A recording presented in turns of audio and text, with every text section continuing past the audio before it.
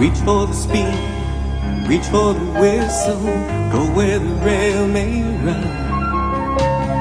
Reach for the words, reach for the story, follow the rainbow sun. To a shining time station, where dreams can come true, waiting there for you.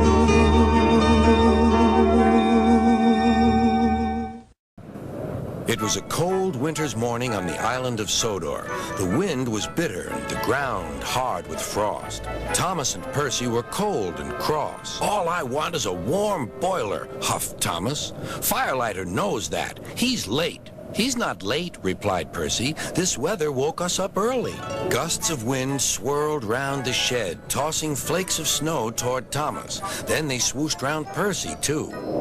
"Why don't we talk about something else?" shivered Percy. "Yes," replied Thomas, "like how silly we'll look when our funnels turn into icicles." "That's not funny. Maybe we'll stop feeling cold if we talk about warm things, like sunshine and steam." "And firelighters," muttered Thomas. "Scarves," continued Percy. "Scarves?" laughed Thomas. "That's what you need, Percy, a woolly scarf round your funnel." Thomas was only teasing, but Percy thought happily about scarves until the firelighter came. Sir Topham Hatt was enjoying hot porridge for breakfast. He was looking forward to taking important visitors on a tour of the railway and had pressed his special trousers. "I shall put them in my trunk," Sir Topham Hatt said to his wife, "and change into them just before the photographs are taken." Then he set off to catch his train. Percy was now working hard. His fire was burning nicely, and he had plenty of steam, but he still thought about scarves. He saw them everywhere he went.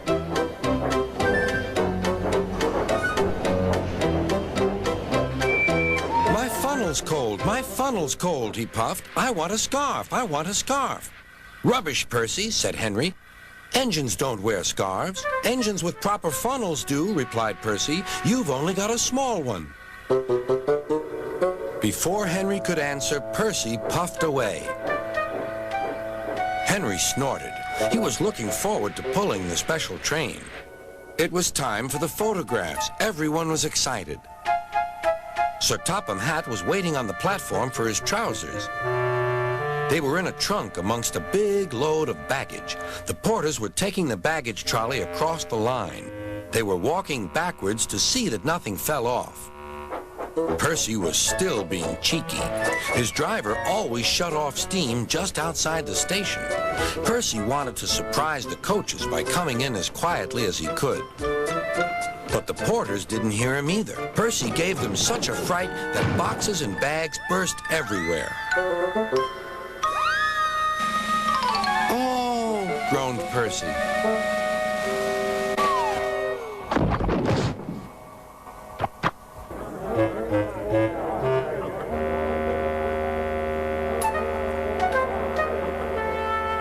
Sticky streams of jam trickled down Percy's face. A top hat hung on his lamp iron. Worst of all, a pair of trousers coiled lovingly around his funnel. Everyone was very angry. Sir Topham Hatt seized the top hat. "Mine," he said. "Percy, look at this." "Yes, sir. I am, sir." "My best trousers, too." "Yes, sir. Please, sir." "We must pay the passengers for their spoiled clothes, and my trousers are ruined. I hope this will teach you not to play tricks with the coaches." Percy went off to the yard. He felt very silly. On the way, he met James. "Hello, Percy. So you found a scarf, eh? But legs go in trousers, not funnels." And he puffed away to tell Henry the news. That evening, Thomas and Percy were resting in the shed. Percy's driver had taken away the trousers and given Percy a good rub-down. "Firelighters promised to come early tomorrow," said Thomas. Henry arrived. He'd enjoyed taking the visitors around and now felt sorry for Percy, too. "Driver says the weather will be warmer tomorrow. You won't need a scarf, Percy." "Certainly not," replied Percy. "Engines don't need scarves. Engines need warm boilers. Everyone knows that."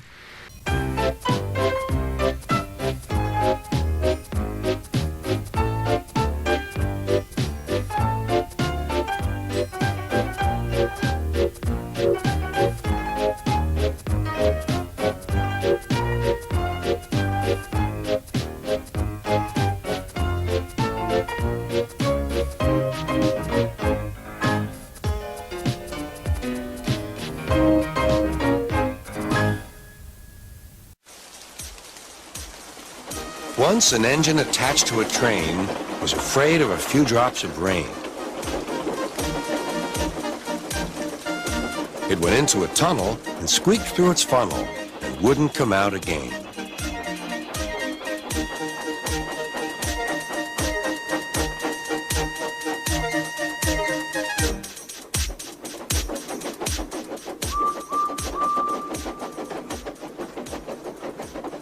The engine's name is Henry.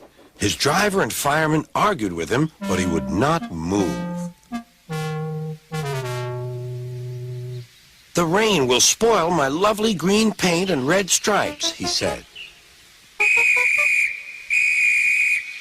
The conductor blew his whistle till he had no more breath and waved his flag till his arms ached, but Henry still stayed in the tunnel and blew steam at him. "I'm not going to spoil my lovely green paint and red stripes for you." Then along came Sir Topham Hatt, the man in charge of all the engines on the island of Sodor.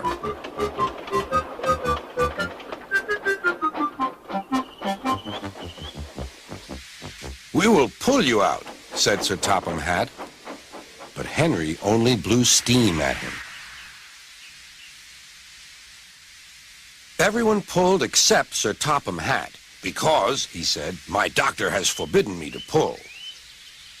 But still Henry stayed in the tunnel. Then they tried pushing from the other end.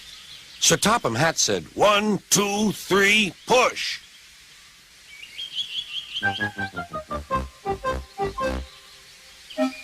But he didn't help. "My doctor has forbidden me to push," he said. They pushed and pushed and pushed, but still Henry stayed in the tunnel. At last, Thomas came along. The conductor waved his red flag and stopped him. Everyone argued with Henry. "Look, it has stopped raining," they said. "Yes, but it will begin again soon," said Henry. "And what would become of my green paint with red stripes then?"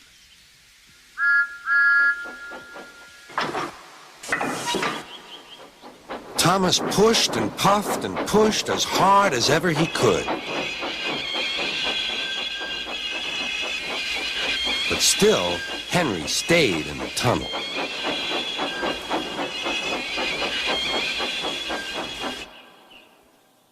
Eventually, even Sir Topham Hatt gave up. "We shall take away your rails," he said, "and leave you here until you're ready to come out of the tunnel."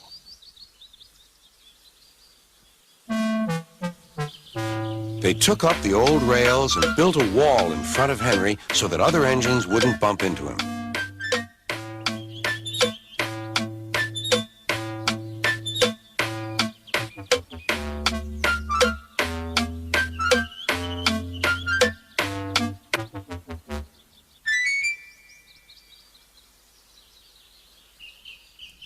All Henry could do was to watch the trains rushing through the other tunnel. He was very sad because he thought no one would ever see his lovely green paint with red stripes again. As time went on, Edward and Gordon would often pass by. Edward would say, "Beep, beep, hello." And Gordon would say, "Boop, boop, boop, serves you right." Poor Henry had no steam to answer. His fire had gone out. Soot and dirt from the tunnel had spoiled his lovely green paint and red stripes anyway. How long do you think Henry will stay in the tunnel before he overcomes his fear of the rain and decides to journey out again?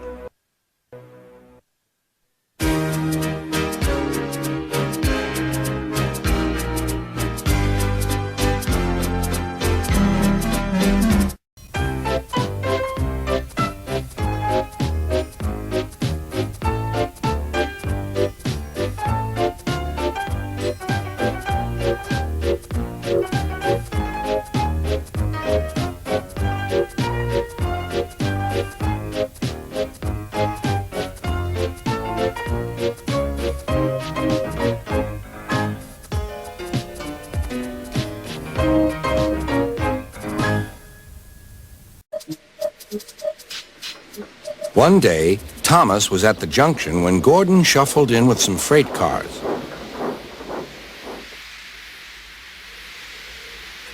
Phew, Remarked Thomas. what a funny smell. Can you smell a smell? I can't smell a smell, said Annie. A funny, musty sort of smell, Said Thomas. No one noticed it till you did, Grunted Gordon. It must be yours. Not long ago, he had fallen into a dirty ditch. Thomas enjoyed teasing him about it. Annie, Clarabelle, do you know what I think it is? It's ditch water. Before Gordon could answer, Thomas puffed away. Annie and Clarabelle could hardly believe their ears. He's dreadfully rude. I feel quite ashamed. I feel quite ashamed. He's dreadfully rude. And to Thomas they said, "You mustn't be rude. You make us ashamed." But Thomas didn't care a bit.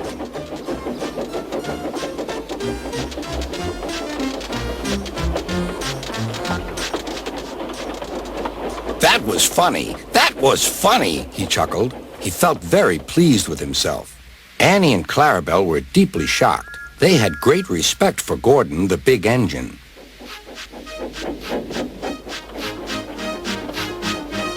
Thomas left the coaches at the station and went off to a mine for some cars. Long ago, miners digging for lead had made tunnels under the ground. Their roofs are strong enough to hold up cars, but not the weight of engines. A large notice warns them not to enter the area. Danger! Engines must not pass this board.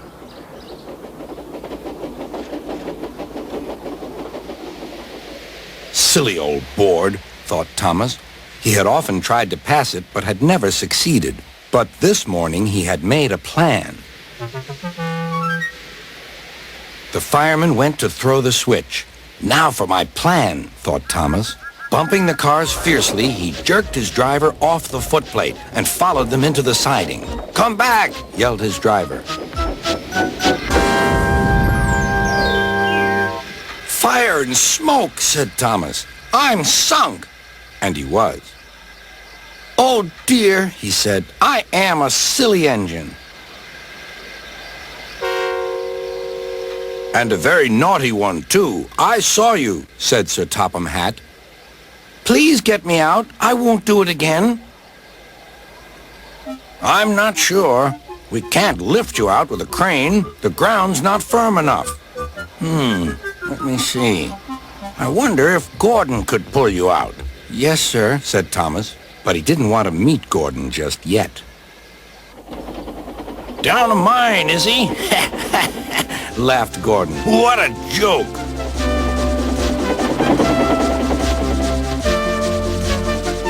Whoop, whoop. Little Thomas, we'll have you out in a couple of puffs.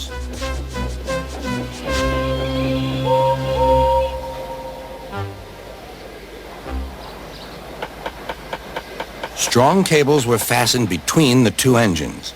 Are you ready? Heave!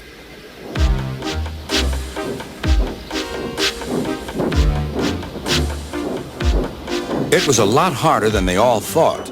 At last, Thomas was free. "I'm sorry I was cheeky," said Thomas. "That's all right, Thomas. You made me laugh," replied Gordon. "I'm in disgrace." "So am I," said Thomas. "Why, so you are, Thomas. Shall we form an alliance? You help me and I'll help you." "Right you are," agreed Thomas. "Good. That's settled," rumbled Gordon. And buffer to buffer, the Allies puffed home.